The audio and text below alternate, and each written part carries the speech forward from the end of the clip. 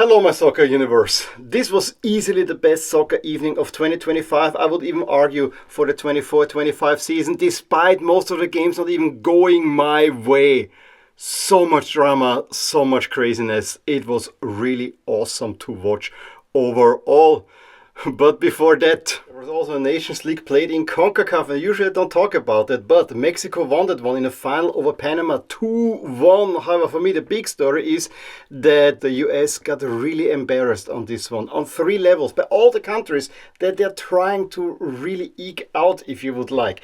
A, they're embarrassed by Mexican fans due to the scheduling, everything played in Los Angeles, Mexican fans buying up all the tickets, and so the US games are played more or less in front of an empty crowd. Then Panama, remember that the country that the US wants to take the canal away from, beat in the semifinals with a last minute strike, and then the US have to face Canada in the third place playoff, Canada losing 2-0 to Mexico, where they're also being beaten 2-1. So ahead of the World Cup, the US not in good shape. And despite all my sympathies usually for the US, having lived there for 10 years, I actually had to laugh because due to geopolitical tensions, Mexico winning that one and the US being beaten by Canada and Panama just felt good.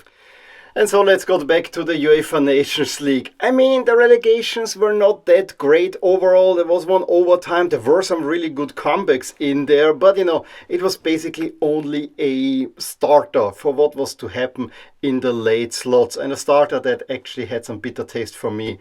Austria really shot themselves in the foot. There will be a lengthy Austria review coming up as well. But what was then happening in the quarterfinals? I mean, the only real negative that I can say is that we didn't see an upset. We had all the group winners through, which I guess is all right, but I wanted to see an upset in there. Despite that, it was just madness.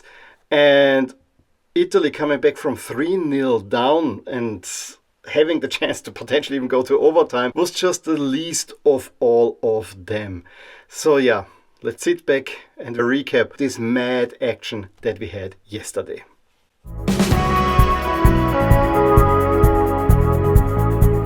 Georgia quickly dashed any hopes for an Armenian miracle by scoring already in the 4th minute. It was a Kitashvili shot that was then deflected by Haroyan into his own net, and from that moment on the floodgates open. Georgia ended the first half with a 5-0 up. Mikodadze scoring 2, especially the 5-0 was a wonderful lob, but also Kitashvili got an in for real. Chakvedadze as well. After the half, in the 48th minute, Servikian scores with an overhead kick for Armenia, and Kvaratskhelia finally also gets on the score sheet. He's the main man, but he was not the star in this tie against Armenia.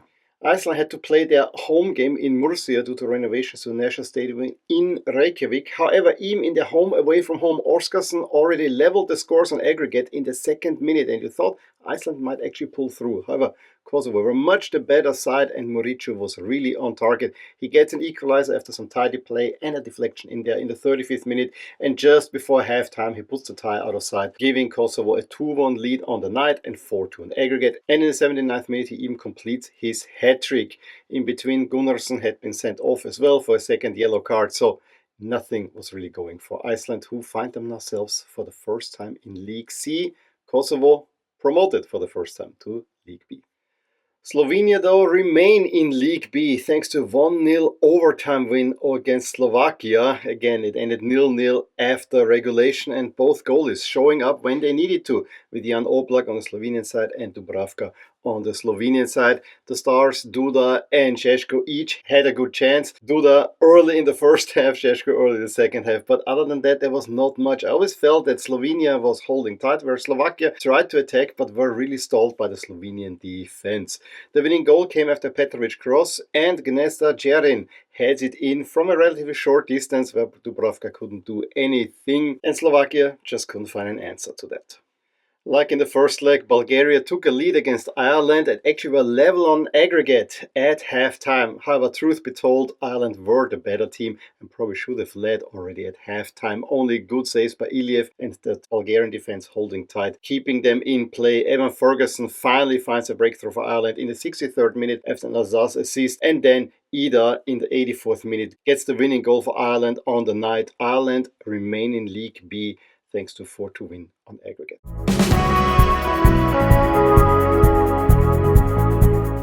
I don't know, but Serbia is really the bogey team for Austria at the moment, and yeah, that goes all back down in history. I think the last time that Austria won in Belgrade was in the 50s, so it's a really, really long time, and I would argue that in the last three visits against Serbia, Austria played well and probably should have gotten more than a defeat every single time. Same thing true yesterday. Like in Vienna, Austria did control the game. Yes, plenty of players missing, however, also on the Serbian side. And yes, the Serbian defense was a little bit more daunting with Pavlovic and Milenkovic being back in the lineup. You knew that they're gonna sit tight and Austria will have a hard time breaking them down. Still, Austria had more of the possession, played actually nicely, but it was the last pass. The one thing I really have to blame them for is that the verticality was more or less missing. The biggest chance came when Lima pressed on high and played a pass back that was actually relatively badly placed, because if it goes to Gregoric, he might make the goal. So it goes a little bit on the edge of the box to Romano Schmidt, who still has a great shot there. And if he puts it high, this might be the 1-0, however, puts it low. And so it is saved by Rajkovic. So despite all their dominance, Serbia didn't really have a chance. That was the only thing that you could show for in the first half. And it was always the last pass missing and a little bit too much sideways. Yes, nice combination play, but I think it was very often combination for combination's sake. And yeah, that was that. Second half started similarly, but you kind of imploded by yourself when Schlager plays it out to the back to Seiwald. Back to Schlager again, but in very rough way. Hits the post, and then Maximovic just taps it home. It was just such a self-inflicted goal, and then suddenly everything broke for Austria. Serbia were suddenly on top, created chances, should have doubled it by 2-0. I mean, that was a great job by Živkovic. Absolute brilliant technique that just bounces from the inside of the post out again. Trauner is sent off for a tackle because you really couldn't get Mitrovic under control. And no, that's not the Mitrovic that plays in Saudi Arabia and has scored so many goals. So you were really on the back foot there for about 15 minutes. And when Vlahovic in the 74th minute made it 2-0, seemingly, yeah, the writing was on the wall. No, the goal didn't count. Lifeline for Austria. But again, then Arnautovic, who had come on, rather ineffective. I mean, yes, he can keep the ball and so on, but there were not really the chances there. It was always the last pass missing. And then Luka Jovic and Vlahovic show how it's done by running a counter-attack in the 90th minute and making it 2-0 for Serbia. Serbia got it done thanks to individual brilliance and being tight on the back, knowing exactly that Austria cannot break this down. It's a huge disappointment for Austria because you threw away qualification to League A with this 1-1 draw at home against Slovenia. You should have beaten Serbia at home at least 2-1, and then you controlled the game and you throw it away yourself. This is an absolutely self-inflicted, I don't want to call it disaster because it's still a Nations League and Austria's goal is to qualify for the World Cup. However, you've given your opponents in Romania, Bosnia and so on a blueprint of how you can be gotten at. And this is something that Rangnick and his crew has to really work on, because otherwise Austria will miss out on another World Cup. Early chances may have fallen to Hungary, however the arithmetic of the tie was never in their favor, so they give away a penalty, a clear Viola foul, and Çalhanoğlu in the 37th minute makes it 1-0, and just 2 minutes later Arda Güler finishes a nice counter-attack to make it 2-0 for Turkey, and that more or less settled the tie. Not much more to play for, but Dakci in the 90th minute adds a third. Emphatic first qualification for Turkey into League A. And it was a very similar story in Glasgow, where Scotland actually had the lead on aggregate and had the better chances early on, but they run into a counterattack that Konstantelias then finishes off in the 20th minute. Really nicely played, and suddenly everything broke for Scotland, and Greece had the upper hand. And in the 42nd minute, they take the lead through Karetsas, who plays his first international for Greece after Konstantelias' assist. Why the security guards didn't let him celebrate with the Greek fans in Hampton is a little bit beyond me, but you know, that really set up Greece to a good second half and already on a first showing in League A. And then within 14 seconds of the second half, they sealed the deal with a Tzolis goal. And there was no coming back for Scotland for that. There was even a clearance off the line, and Greece left the Hampton crowd stunned. The story between Belgium and Ukraine almost was that Romelu Lukaku's misses again cost Belgium, and Belgium would have been relegated to League B, despite all their dominance. However, a substitution in the 69th minute, where new Belgian coach Rudi Garcia brings on De Kuyper and Saelemaekers, really changed the game, because with his first touch, De Kuyper gets the Belgians' first goal after Doku assist, and then it's Romelu Lukaku after De Bruyne assist who gets scores level aggregate in the 75th minute. So in quick succession, they get the equalizer. Then the game actually opened up. Ukraine were actually sitting back quite a little bit. Then they opened up a little bit, had actually a chance themselves, and are caught on a counter-attack by Hans van Aken. Plays again to Lukaku, who gets a brace. So instead of the 0, Lukaku is the hero for Belgium, and Belgium survive and stay in League A.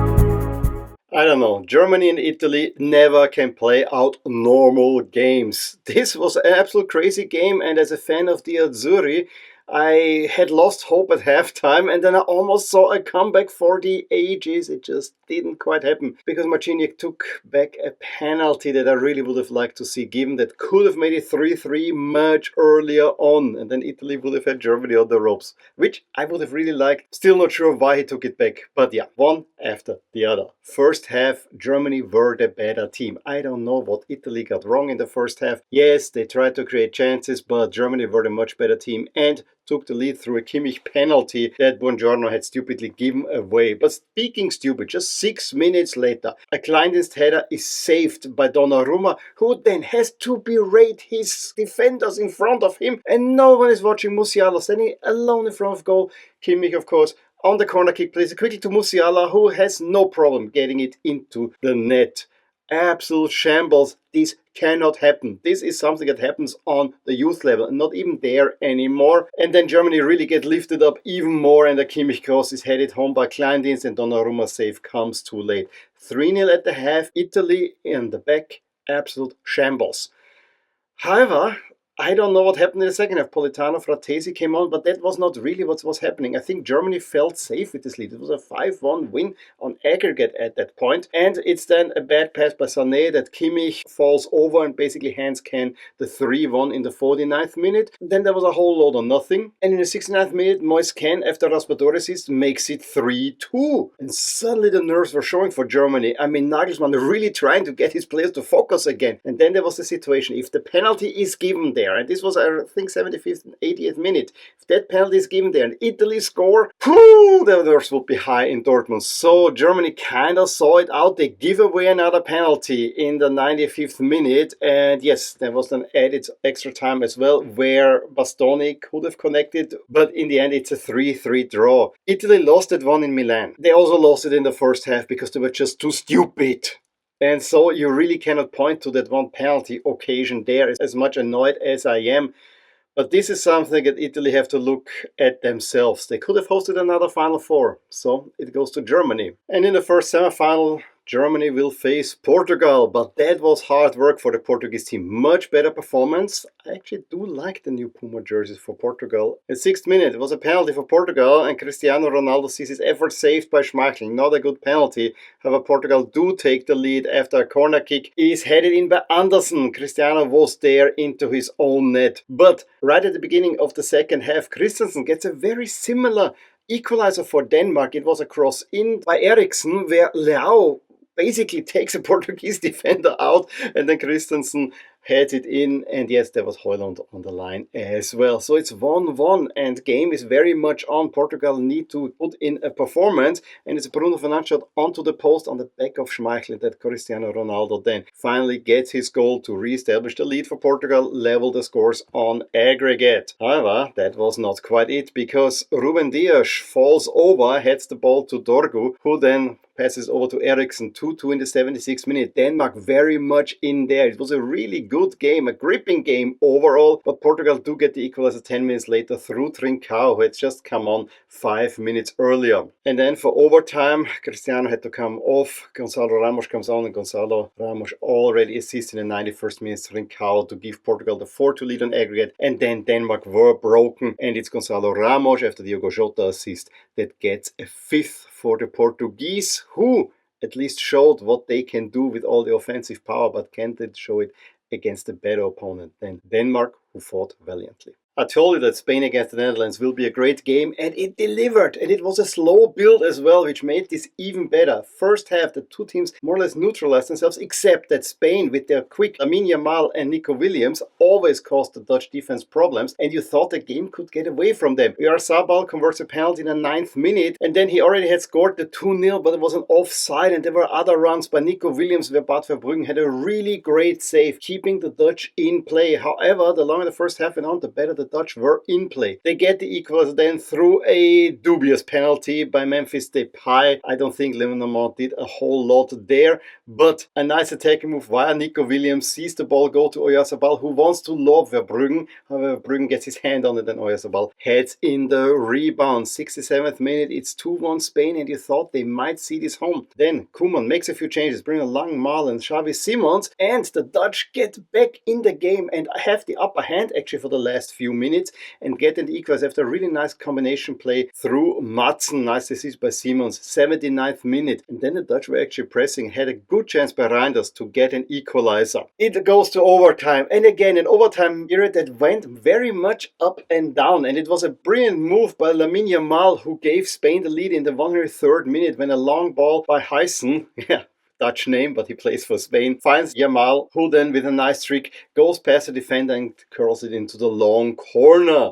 But that was not it, because the Dutch get another penalty after Unai Simon takes on Xavi Simons. Xavi Simons himself converts, and in the last minute, Donyell Malen had the big chance to send the Dutch to Germany. However, it goes all the way to penalties, where the Dutch take the penalties first and convert the first 3, but Spain do likewise.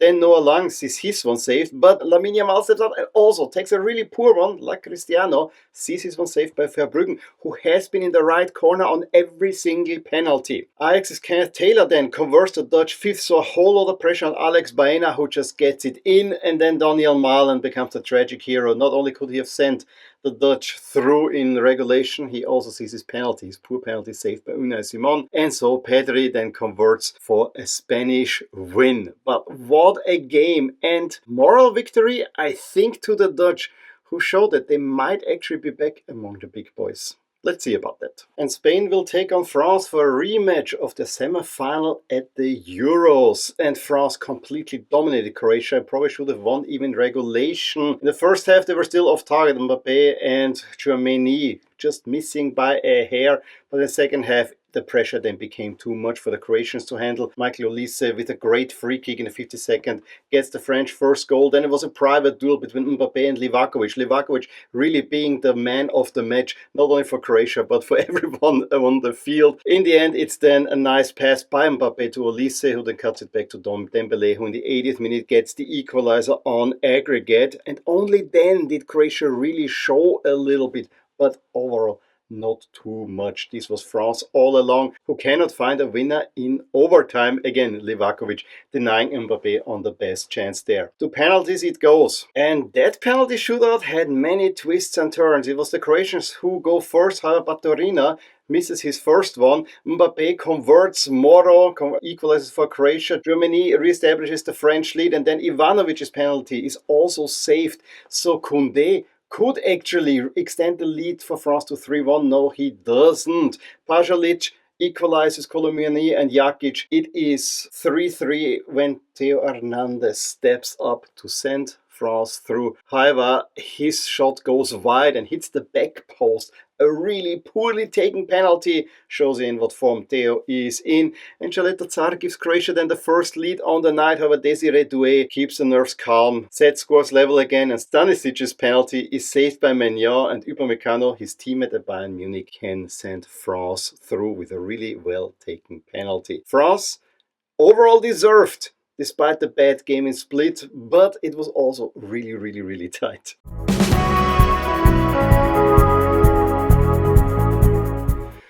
What I also enjoyed yesterday evening is that the teams that moved on to the final four came exactly in the order that the games will be played. Germany qualified first, then they took on Portugal, who finished in regulation. Then Spain's penalty shootout finished ahead of France's penalty shootout, so Spain ahead of France. That was really, really pleasing to watch. And so we have in Germany on the 4th to the 8th of June the final four. For now it is still Munich and Stuttgart who will host these, although I hear that Munich is not too happy about it. In Munich, Germany will host Portugal. In Stuttgart, Spain will take on France. The winner plays the final in Munich, but Munich also has the Champions League final. Maybe give it to Stuttgart and Frankfurt, I thought, or Stuttgart and Freiburg. Might actually be fun this way. But from what I've seen, really looking forward to these ties. Who are the favorites? Well, it's Spain and the hosts. And a Spain-Germany final in Munich. Yeah, there might be some recent history in there as well. I think this might not be a bad one. Of course, any final that will come out will have great drama and a lot of history behind it. I actually think that this Portugal team could hurt Germany, but due to home field advantage, you think Germany would move on and maybe they can challenge Spain once again.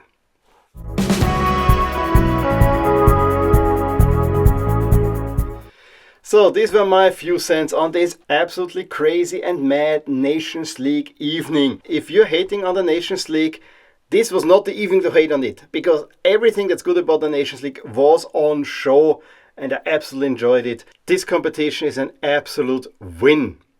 Let me repeat this competition is an absolute win and I'm here for more. In any case, please let me know your thoughts in the comments below. Give me a thumbs up if you enjoyed this video, subscribe to my channel if you want to see more, and I'll talk to you soon about more things in my soccer universe. Bye! Hey there, I really hope you enjoyed this video, and if you did, here are some videos and playlists that you may enjoy too.